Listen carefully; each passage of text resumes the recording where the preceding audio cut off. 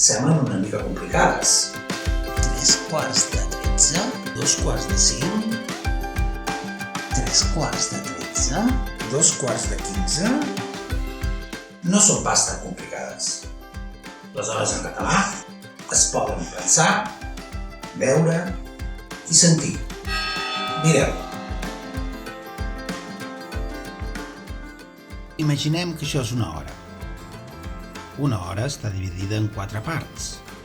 1/4, 2/4, 3/4 i una hora sencera. L'hora en punt. Són com els talls d'una pizza. Ara agafem aquesta hora i l'estenem. Així. Per dir l'hora en català, sempre mirem endavant. Sempre cap endavant. No mirem mai enrere. 1:45, 2:45, 3:45, les 5. Sempre endavant. Un cop hem fet una hora, ja comencem a comptar l'altra.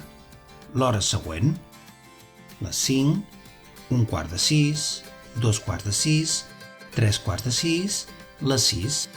Ja tenim l'hora i ara anem a fer l'hora següent. 1:45, 2:45, 3:45, les 7. Abans la gent no tenia rellotge i treballava fora, al camp. Però en cada poble hi havia una església, amb un campanar i campanes. Les campanes diuen els quarts. 1, 2, 3 i les hores.